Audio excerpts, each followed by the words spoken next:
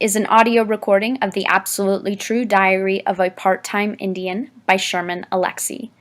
Keep in mind that this book is illustrated and the illustrations are a huge part of the novel. So, it is recommended that you either follow along in your own copy of the text or watch this screen. Chapter 1. The Black Eye of the Month Club. I was born with water on the brain. Okay, so that's not exactly true. I was actually born with too much cerebral spinal fluid inside my skull. But cerebral spinal fluid is just the doctor's fancy way of saying brain grease. And brain grease works inside the lobes like car grease works inside an engine. It keeps things running smooth and fast. But weirdo me, I was born with too much grease inside my skull, and it got all thick and muddy and disgusting, and it only mucked up the works. My thinking and breathing and living engine slowed down and flooded. My brain was drowning in grease. But that makes the whole thing sound weirdo and funny, like my brain was a giant French fry. So it seems more serious and poetic and accurate to say, I was born with water on the brain. Okay, so maybe that's not a serious way to say it either. Maybe the whole thing is weird and funny. But geez, did my mother and father and big sister and grandma and cousins and aunts and uncles think it was funny when the doctors cut open my little skull and sucked out all the extra water with some tiny vacuum? I was only 6 months old, and I was supposed to croak during the surgery. And even if I somehow survived the mini Hoover, I was supposed to suffer serious brain damage during the procedure and live the rest of my life as a vegetable. Well, I obviously survived the surgery. I wouldn't be writing this if I didn't. But I have all sorts of physical problems that are directly the result of my brain damage. First of all, I ended up having 42 teeth. The typical human has 32, right? But I had 42. 10 more than usual. 10 more than normal. 10 teeth past human. My teeth got so crowded that I could barely close my mouth. I went to Indian Health Service to get some teeth pulled so I could eat normally, not like some slobbering vulture. But the Indian Health Service funded major dental work only once a year. So I had to have all 10 extra teeth pulled in one day. And what's more, our white dentist believed that Indians only felt half as much pain as white people did. So he only gave us half the Novocaine. What a bastard, huh? Indian Health Service also funded eyeglass purchases only once a year, and offered one style, those ugly, thick, black plastic ones. My brain damage left me nearsighted in one eye and farsighted in the other, so my ugly glasses were all lopsided because my eyes were so lopsided. I get headaches because my eyes are like enemies, like they used to be married to each other, but now they hate each other's guts. And I started wearing glasses when I was 3, so I ran around the res looking like a 3-year-old Indian grandpa. And oh, I was skinny. I'd turn sideways and disappear. But my hands and feet were huge. My feet were a size 11 in 3rd grade. With my big feet and pencil body, I looked like a capital L walking down the road. And my skull was enormous. Epic. My head was so big that little Indian skulls orbited around it. Some of the kids called me Orbit, and other kids just called me Globe. The bullies would pick me up, spin me in circles, put their finger down on my skull and say, I want to go there. So obviously I looked goofy on the outside, but it was the inside stuff that was worst. First of all, I had seizures, at least 2 a week, so I was damaging my brain on a regular basis. But the thing is, I was having those seizures because I already had brain damage, so I was reopening wounds each time I seized. Yep, whenever I had a seizure, I was damaging my damage. I haven't had a seizure in 7 years, but the doctors tell me that I am susceptible to seizure activity. Susceptible to seizure activity. Doesn't that just roll off the tongue like poetry? I also had a stutter and a lisp. Or maybe I should say I had a stutter and a lisp. You wouldn't think there's anything life-threatening about speech impediments, but let me tell you, there is nothing more dangerous than being a kid with a stutter and a lisp. A 5-year-old is cute when he lisps and stutters. Heck, most of the big-time kid actors stuttered and lisped their way to stardom. And geez, you're still fairly cute when you're a stuttering and lisping 6, 7, and 8-year-old, but it's all over when you turn 9 and 10. After that, your stutter and lisp turn you into a retard. And if you're 14 years old, like me, and you're still stuttering and lisping, then you become the biggest retard in the world. Everybody on the res calls me a retard about twice a day. They call me retard when they're pantsing me, or stuffing my head in the toilet, or just smacking me upside the head. I'm not even writing down the story the way I actually talk, because I'd have to fill it with stutters and lisps, and then you'd be wondering why you're reading a story written by such a retard. Do you know what happens to retards on the res? We get beat up. At least once a month. Yep, I belong to the Black Eye of the Month Club. Sure, I want to go outside. Every kid wants to go outside. But it's safer to stay at home. So I mostly hang out alone in my bedroom and read books and draw cartoons. Here's one of me. I draw all the time. I draw cartoons of my mother and father, my sister and grandmother, my best friend Rowdy, and everybody else on the res. I draw because words are too unpredictable. I draw because words are too limited. If you speak and write in English or Spanish or Chinese or any other language, then only a certain percentage of human beings will get your meaning. But when you draw a picture, everybody can understand it. If I draw a cartoon of a flower, then every man, woman, and child in the world can look at it and say, "That's a flower." So I draw because I want to talk to the world, and I want the world to pay attention to me. I feel important with a pen in my hand. I feel like I might grow up to be somebody important, an artist, maybe a famous artist, maybe a rich artist. That's the only way I can become rich and famous. Just take a look at the world. Almost all of the rich and famous brown people are artists. They're singers and actors and writers and dancers and directors and poets. So I draw because I feel like it might be the only real chance to escape the reservation. I think the world is a series of broken dams and floods, and my cartoons are tiny little lifeboats. An audio recording of The Absolutely True Diary of a Part-Time Indian by Sherman Alexie. Chapter 2. Be sure to read along in your book or watch the screen so that you can examine images as they arise. Chapter 2. Why Chicken Means So Much to Me. Okay, so now you know that I'm a cartoonist, and I think I'm pretty good at it too. But no matter how good I am, my cartoons will never take the place of food or money. I wish I could draw a peanut butter and jelly sandwich or a fistful of $20 bills and perform some magic trick and make it real. But I can't do that. Nobody can do that, not even the hungriest magician in the world. I wish I were magical, but I am really just a poor-ass reservation kid living with his poor-ass family on the poor-ass Spokane Indian Reservation. Do you know the worst thing about being poor? Or maybe you've done the math in your head and you figure poverty equals empty refrigerator plus empty stomach. And sure, sometimes my family misses a meal and sleep is the only thing we have for dinner. But I know that sooner or later my parents will come bursting through the door with a bucket of Kentucky Fried Chicken. Original recipe. And hey, in a weird way, being hungry makes food taste better. There is nothing better than a chicken leg when you haven't eaten for approximately 18 and a half hours. And believe me, a good piece of chicken can make anybody believe in the existence of God. So hunger is not the worst thing about being poor. And now I'm sure you're asking, okay, Mr. Hunger Artist, Mr. Mouthful of Words, Mr. Woe Is Me, Mr. Secret Recipe, what is the worst thing about being poor? So, okay, I'll tell you the worst thing. Last week, my best friend Oscar got really sick. At first, I thought he just had heat exhaustion or something. I mean, it was a crazy hot July day, 102 degrees with 90% humidity, and plenty of people were falling over from heat exhaustion. So why not a little dog wearing a fur coat? I tried to give him some water, but he didn't want any of that. He was lying on his bed with red, watery, snotty eyes. He whimpered in pain. When I touched him, he yelped like crazy.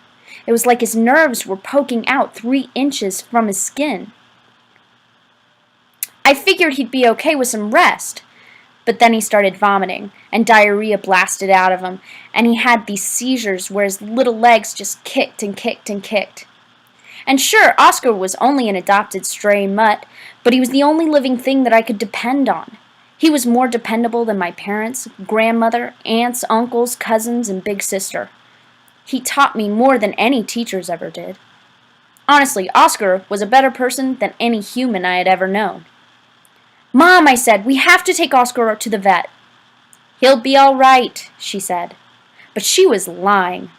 Her eyes always got darker in the middle when she lied. She was a Spokane Indian and a bad liar, which didn't make any sense. We Indians really should be better liars, considering how often we've been lied to. "He's really sick, Mom," I said. "He's going to die if we don't take him to the doctor." She looked hard at me, and her eyes weren't dark anymore.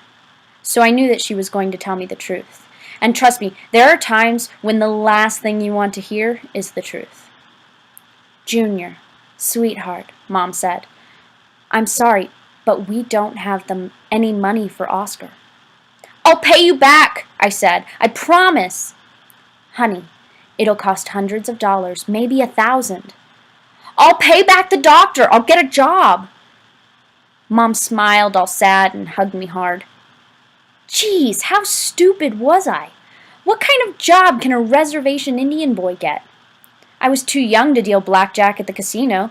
There were only about 15 green grass lawns on the reservation, and none of their owners outsourced the mowing jobs.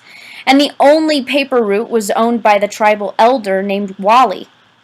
And he had to deliver only 50 papers, so his job was more like a hobby. There was nothing I could do to save Oscar. Nothing. Nothing. Nothing. So I lay down on the floor beside him and patted his head and whispered his name for hours. Then Dad came home from wherever and had one of those long talks with Mom, and they decided something without me. And then Dad pulled down his rifle and bullets from the closet. "Junior," he said, "carry Oscar outside." "No!" I screamed. "He's suffering," Dad said. "We have to help him." "You can't do it," I shouted.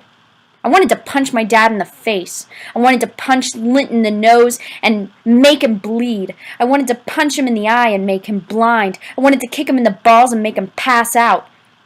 I was hot mad, volcano mad, tsunami mad. Dad just looked down at me with the saddest look in his eyes. He was crying. He looked weak. I wanted to hate him for his weakness. I wanted to hate Dad and Mom for our poverty. I wanted to blame them for my sick dog and for all the other sickness in the world. But I can't blame my parents for our poverty, because my mother and father are the twin suns around which I orbit, and my world would explode without them. And it's not like my mother and father were born into wealth. It's not like they gambled away their family fortunes. My parents came from poor people who came from poor people who came from poor people, all the way back to the very first poor people. Adam and Eve covered their privates with fig leaves. The first Indians covered their privates with their tiny hands. Seriously, I know my mother and father had their dreams when they were kids.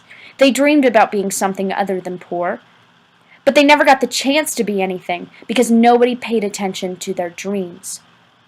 Given the chance, my mother would have gone to college. She still reads books like crazy. She buys them by the pound, and she remembers everything she reads.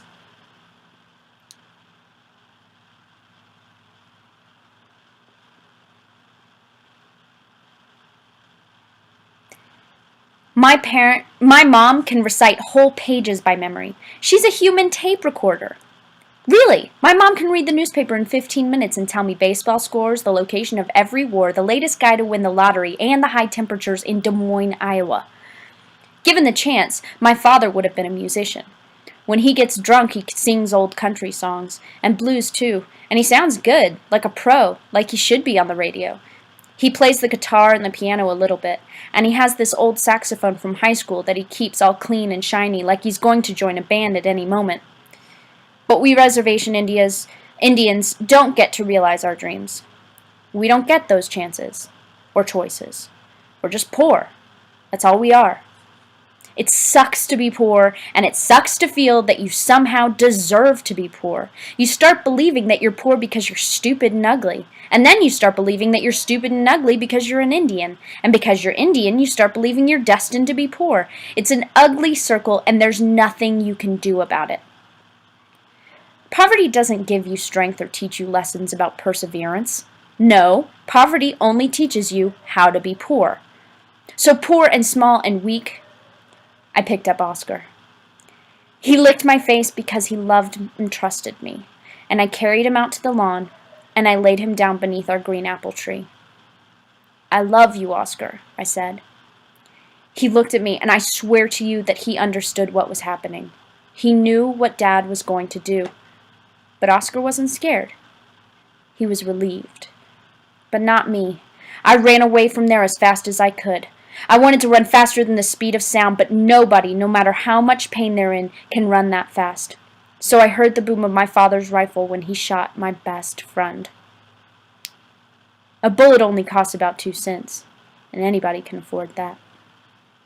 This is an audio recording of The Absolutely True Diary of a Part-Time Indian by Sherman Alexie. It is recommended that you follow along in your own copy of the book or with this visual so that you can see the images which will not be described. Chapter 3. Revenge is my middle name. After Oscar died, I was so depressed that I thought about crawling into a hole and disappearing forever. But Rowdy talked me out of it. "It's not like anybody's going to notice if you go away," he said, "so you might as well gut it out."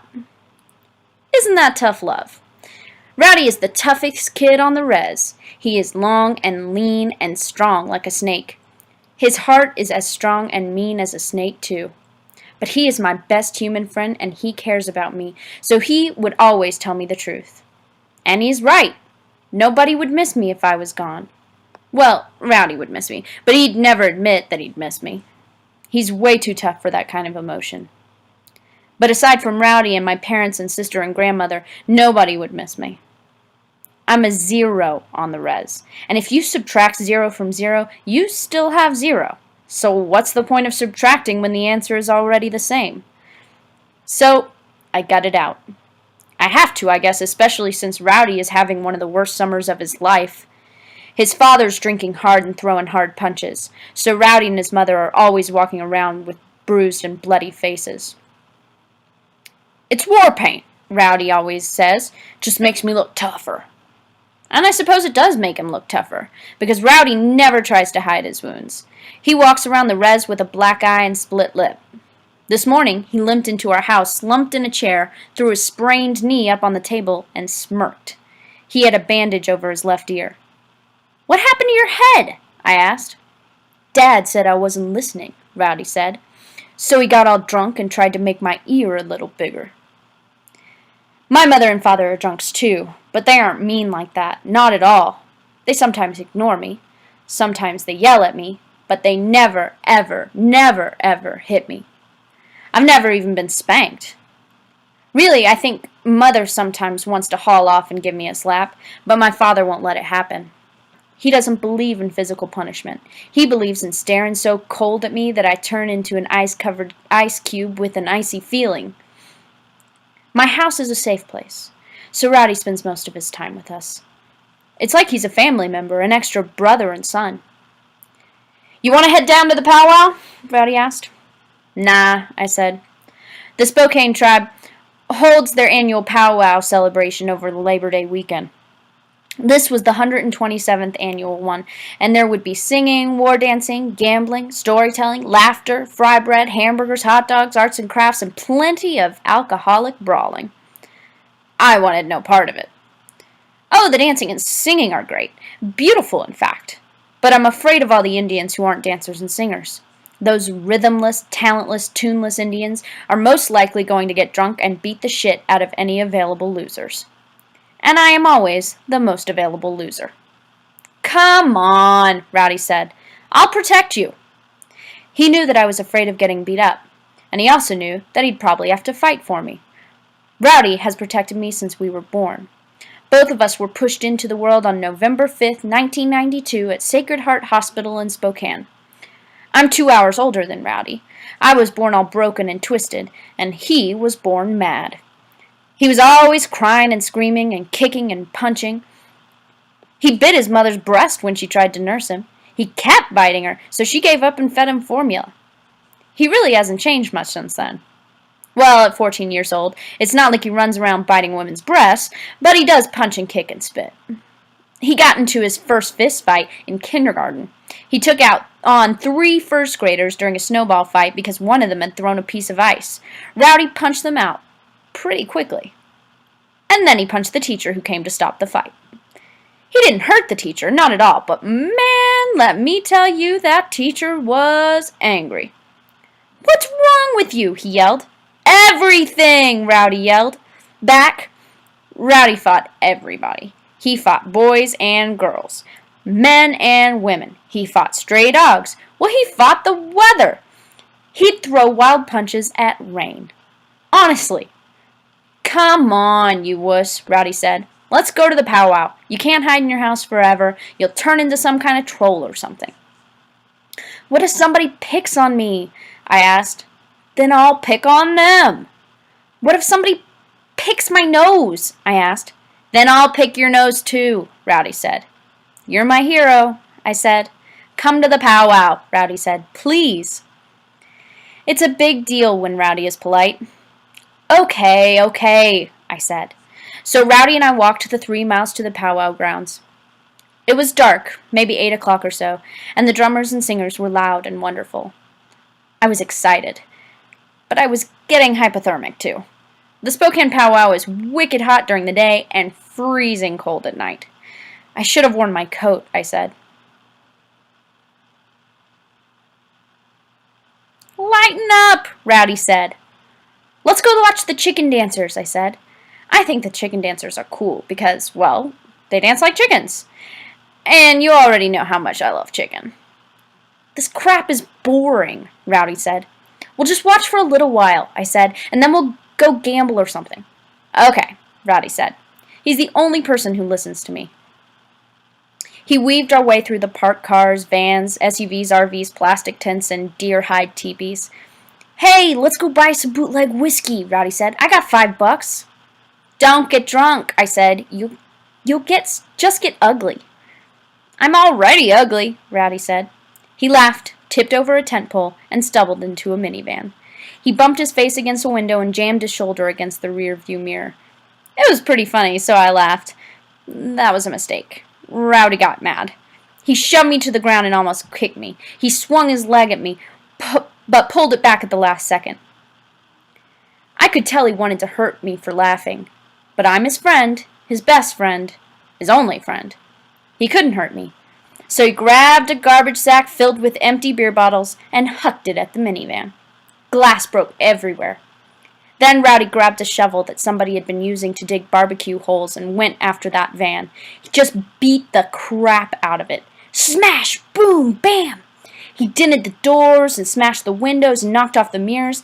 I was scared of Rowdy, and I was scared of getting thrown in jail for vandalism. So I ran. That was a mistake. I ran into the Andrus brothers' camp. The Andruses, John, Jim, and Joe, are the crudest triplets in the history of the world. "Hey, look," one of them said. "It's Hydro Head." Yep, those bastards were making fun of my brain disorder. Charming, huh? "Nah, he ain't Hydro," said another one of the brothers. "He's Hydrogen." I don't know which one said that. I couldn't tell them apart. I decided to run again, but one of them grabbed me and shoved me toward another brother. All 3 of them shoved me to and fro. They were playing catch with me. Hydromatic, hydrocarbon, hydrocrack, hydrodynamic, hydroelectric, hydro and low, hydro and seek. I fell down. One of the brothers picked me up, dusted me off, and then kneed me in the balls. I fell down again, holding my tender crotch, and tried not to scream. The Andrus brothers laughed and walked away. Oh, by the way, did I mention that the Andrus triplets are 30 years old? What kind of men beat up a 14-year-old boy? Major league assholes. I was lying on the ground, holding my nuts as tenderly as a squirrel holds his nuts, when Rowdy walked up. "Who did this to you?" he asked. "Andrus brothers," I said. Did they hit you in the head? Rowdy asked. He knows that my brain is fragile. If those Andrews brothers had punched a hole in the aquarium of my skull, I might have flooded out the entire powwow. My brain is fine, I said, but my balls are dying. I'm going to kill those bastards, Rowdy said. Of course Rowdy didn't kill him, but we hid near the Andrews brothers' camp until 3 in the morning. They staggered back and passed out in their tent. Then Rowdy snuck in, shaved off their eyebrows, and cut off their braids. That's about the worst thing you can do to an Indian guy. It had taken them years to grow their hair, and Rowdy cut that away in 5 seconds. I loved Rowdy for doing that. I felt guilty for loving him for that. But revenge also feels pretty good. The Andrews brothers never did figure out who cut their eyebrows and hair. Rowdy started a rumor that it was a bunch of Macaw Indians from the coast who did it. You can't trust them whale hunters, Rowdy said. They'll do anything.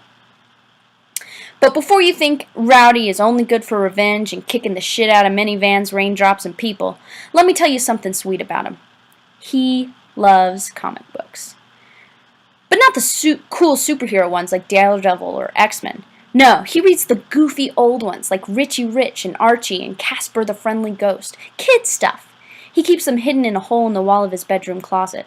Almost every day I'll head over to his house and we'll read those comics together. Rowdy isn't a fast reader, but he's persistent, and he'll just laugh and laugh at the dumb jokes, no matter how many times he reads the same comic.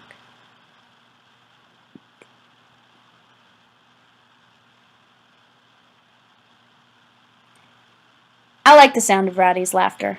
I don't hear it very often, but it's always sort of this avalanche of ha-ha and ho-ho and hee-hee. I like to make him laugh.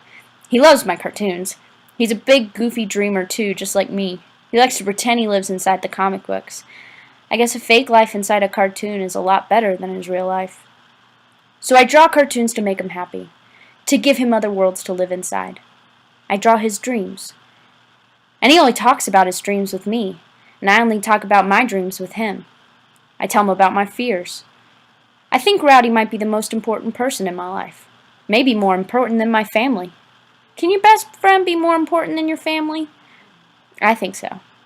I mean, after all, I spend a lot more time with Rowdy than I do with anyone else. Let's do math. I figure Rowdy and I have spent an average of 8 hours a day together for the last 14 years. That's 8 hours times 365 days times 14 years. So that means Rowdy and I have spent 40,880 hours in each other's company. Nobody else comes anywhere close to that. Trust me. Rowdy and I are inseparable. This is an audio recording of The Absolutely True Diary of a Part-Time Indian by Sherman Alexie. Keep in mind that there are plenty of pictures in this book, so you should be following along in your own copy or on this screen. Chapter 4. Because Geometry is not a country somewhere near France. I was 14, and it was my first day of high school. I was happy about that, and I was most especially excited about my first geometry class. Yep, I have to admit that isosceles triangles make me feel hormonal. Most guys, no matter what age, get excited about curves and circles, but not me. Don't get me wrong, I like girls and their curves. And I really like women and their curvier curves. I spend hours in the bathroom with a magazine that has 1,000 pictures of naked movie stars. Naked woman plus right hand equal happy happy joy joy. Yep, that's right. I admit that I masturbate. I'm proud of it. I'm good at it. I'm ambidextrous. If there were a professional masturbators league, I'd get drafted number 1 and make millions of dollars. And maybe you're thinking, well, you really shouldn't be talking about masturbation in public. Well, tough. I'm going to talk about it because everybody does it, and everybody likes it.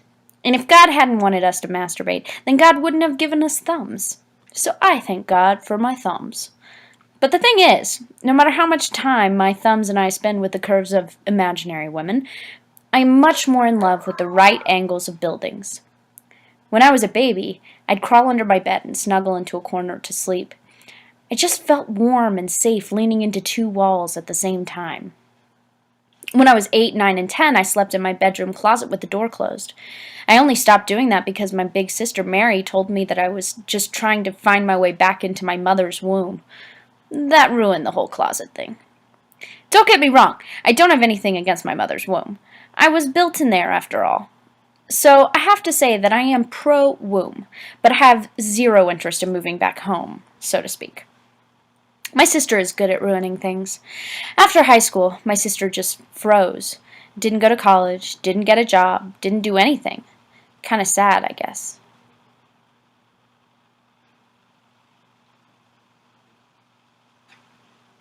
But she's also beautiful and strong and funny. She is the prettiest and strongest and funniest person who ever spent 23 hours a day alone in a basement. She is so crazy and random that we call her Mary Runsaway. I'm not like her at all. I'm steady. I'm excited about life. I'm excited about school. Rowdy and I are planning on playing high school basketball. Last year, Rowdy and I were the best players on the 8th grade team, but I don't think I'll be a very good high school player. Rowdy is probably going to start varsity as a freshman, but I figure the bigger and better kids will crush me. It's one thing to hit jumpers over other 8th graders. It's a whole other thing to score on high school monsters.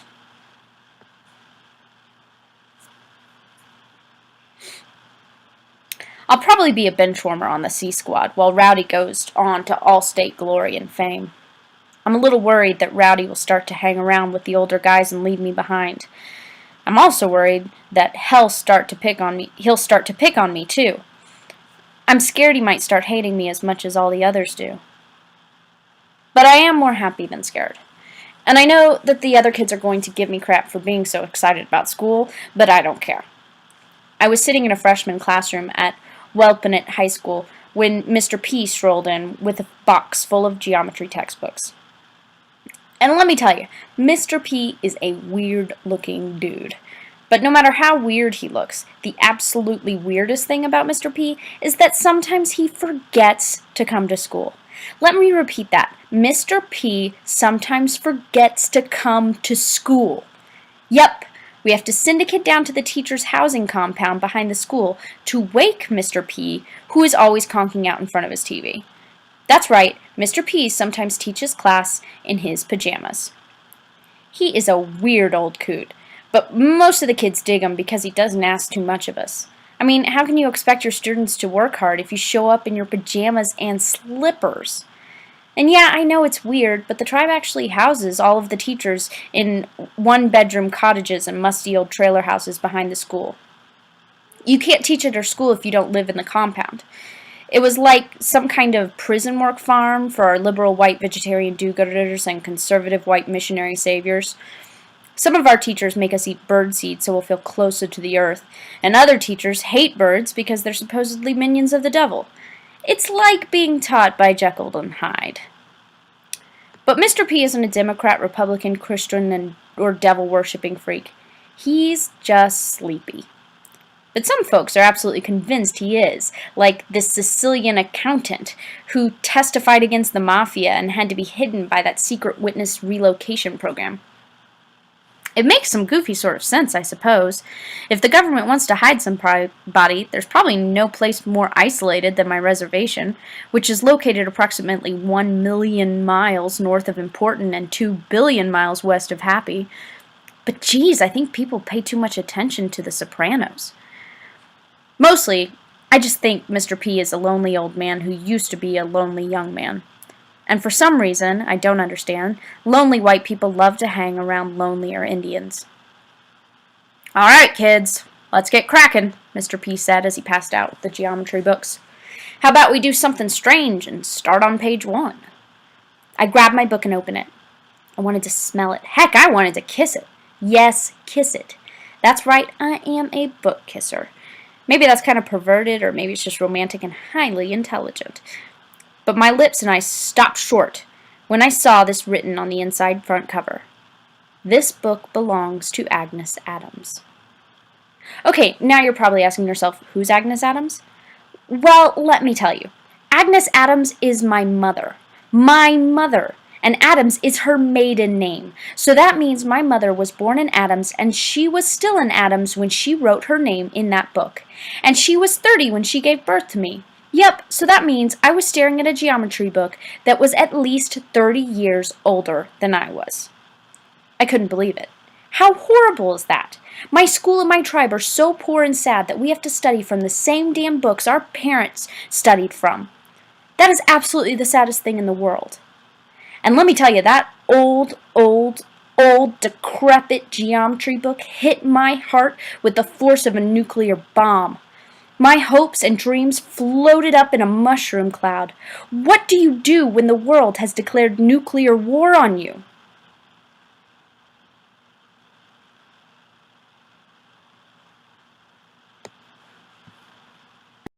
This is an audio recording of The Absolutely True Diary of a Part-Time Indian by Sherman Alexie.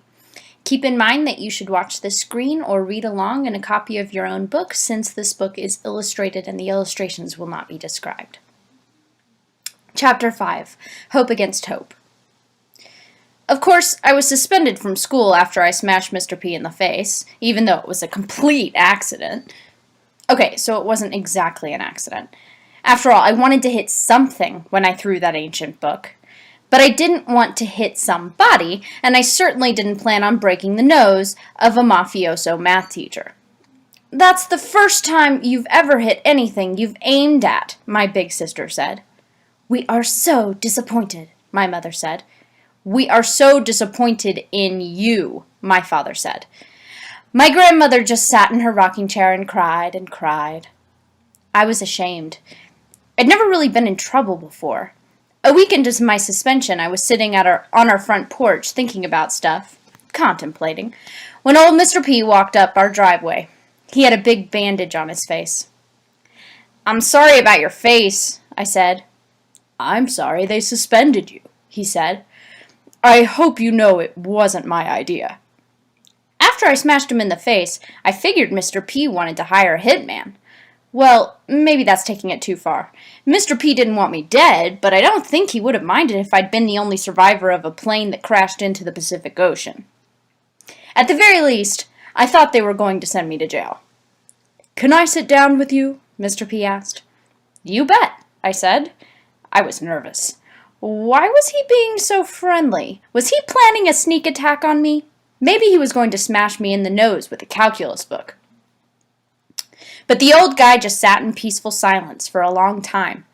I didn't know what to do or say, so I just sat as quietly as he did. That silence got so big and real that it felt like 3 people sat on the porch. "Do you know why you hit me with that book?" Mr. P finally asked. It was a trick question. I knew I needed to answer correctly or he'd be mad. "I hit you because I'm stupid." "You're not stupid." Wrong answer. Shoot. I tried again.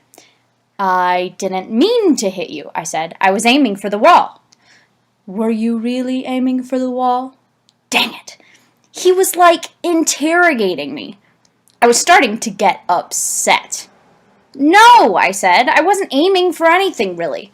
Well, I was planning on hitting something, like the wall or a desk or the chalkboard. Something dead, not something alive. Alive like me. Or like a plant." Mr. P had 3 plants in his classroom. He talked to those green things more often than he talked to us. "You do know that hitting a plant and hitting me are 2 different things, right?" he asked. "Yeah, I know." He smiled mysteriously. Adults are so good at smiling mysteriously. Do they go to college for that? I was getting more and more freaked out. What did he want? "Mr. P, I don't mean to be rude or anything, but you're like freaking me out here. Why are you here exactly?" "Well, I want you to know that hitting me with that book was probably the worst thing you've ever done.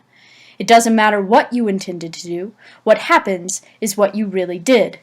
And you broke an old man's nose. That's almost unforgivable."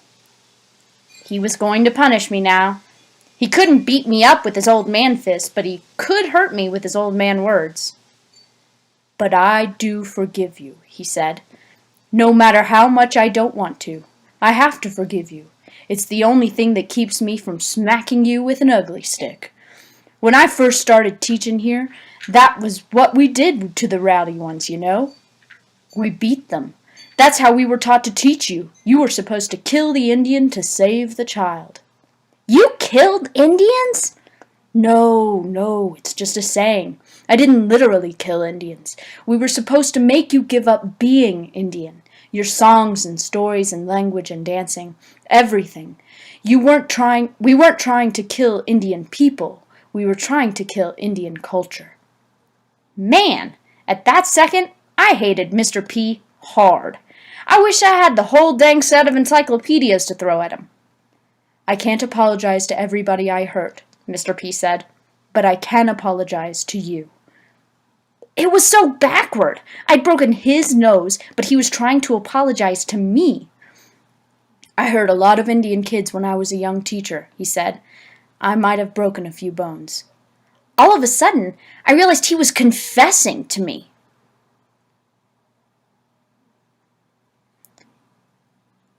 "It was a different time," Mr. P said. "A bad time, very bad. It was wrong, but I was young and stupid and full of ideas, just like you." Mr. P smiled. He smiled at me. There was a piece of lettuce stuck between his front teeth. "You know," he said, "I taught your sister, too." "I know." "She was the smartest kid I ever had. She was even smarter than you." I knew my sister was smart, but I'd never heard a teacher say that about her, and I'd never heard anybody say that she was smarter than me. I was happy and jealous at the same time. My sister, the basement mole rat, was smarter than me. "Well," I said, "my mom and dad are pretty smart too, so I guess it runs in the family." "Your sister wanted to be a writer," Mr. P said. "Really?" I asked. I was surprised by that. She'd never said anything about that to me, or to Mom and Dad, or to anybody. "I never heard her say that," I said. "She was shy about it," Mr. P said. "She always thought people would make fun of her." "For writing books? People would have thought she was a hero around here. Maybe she could have made movies or something, too. That would be cool." Well, she wasn't shy about the idea of writing books. She was shy about the kind of books she wanted to write. "What kind of books did she want to write?" I asked. "You're going to laugh." "No, I'm not." "Yes, you are." "No, I'm not." "Yes, you are." Jeez, we'd both turned into 7-year-olds. "Just tell me," I said.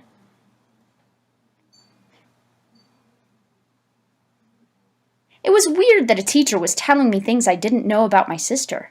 It made me wonder what else I didn't know about her. She wanted to write romance novels. Of course, I giggled at that idea. "Hey," Mr. P said, "you weren't supposed to laugh." "I didn't laugh." "Yes, you laughed." "No, I didn't." "Yes, you did." "Maybe I laughed a little." A little laugh is still a laugh.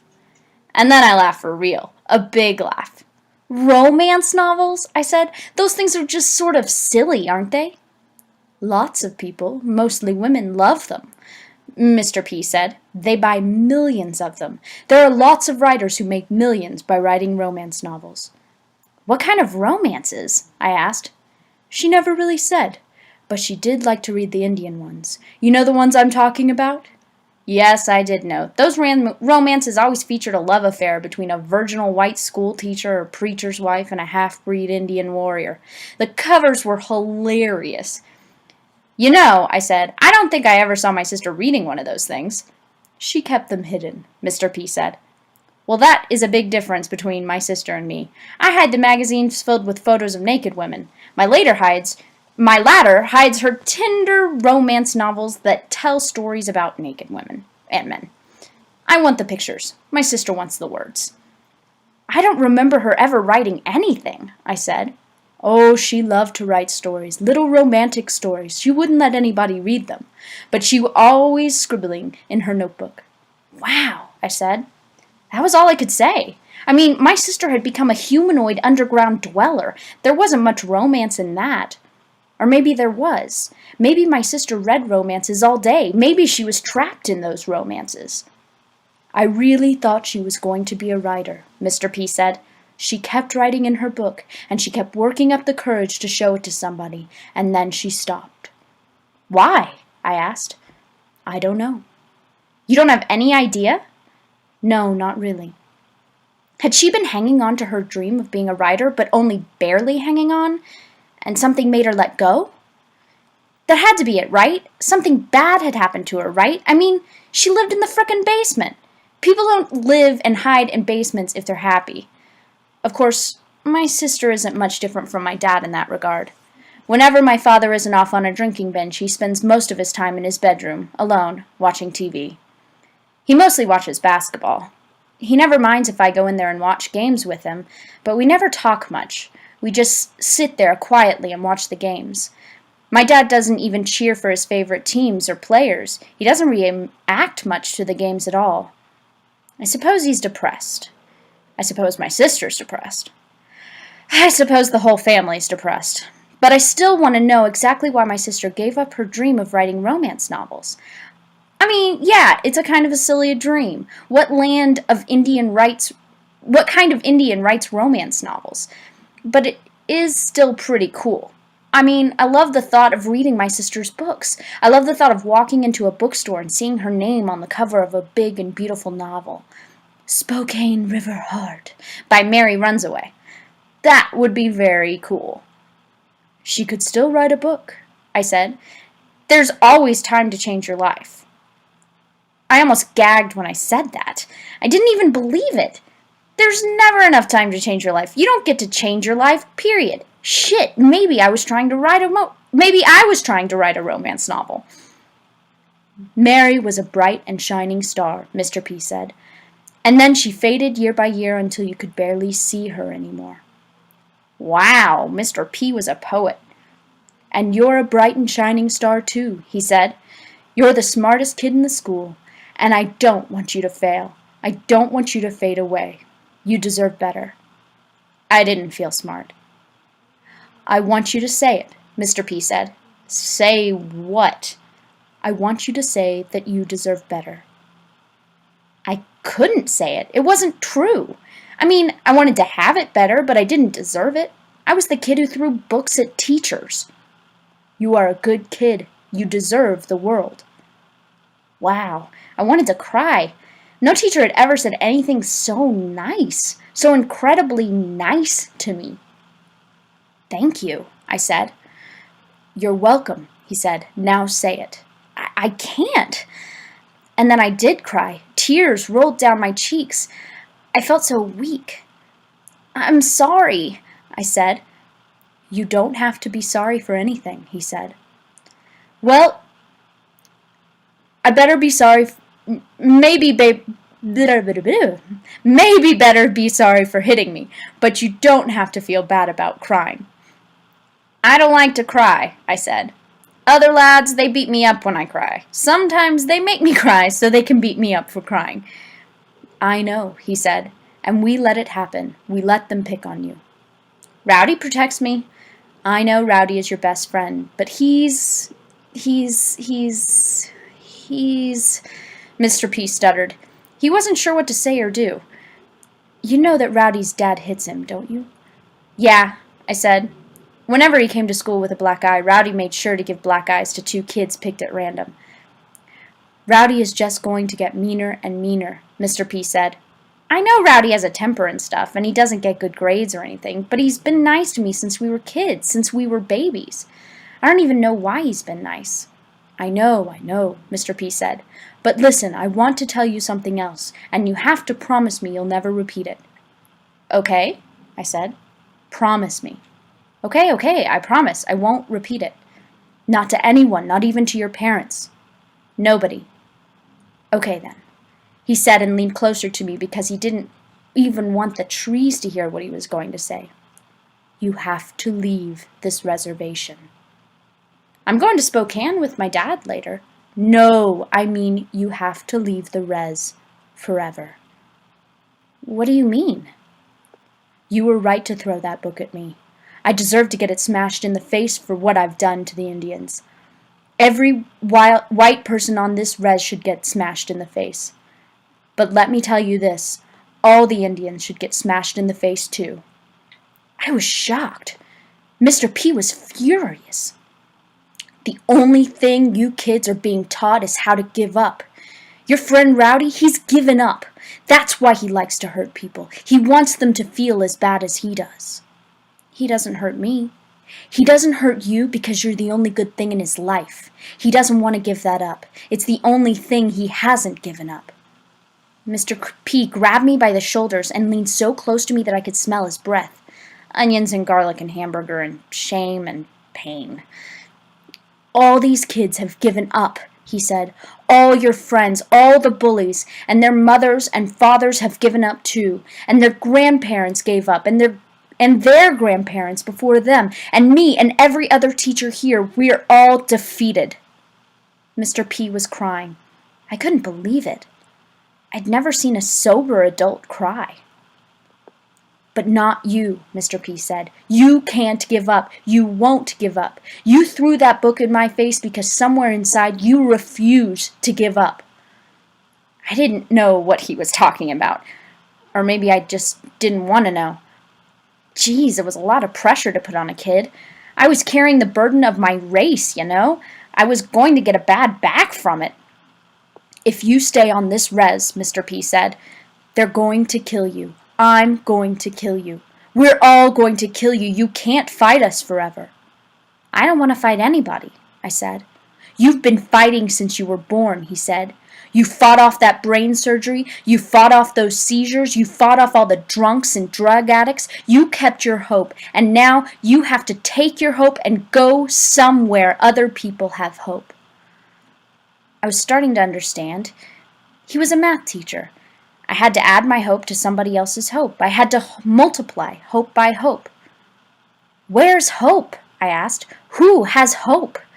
Son, Mr. P said, you're going to find more and more hope the farther and farther you walk away from this sad, sad, sad reservation.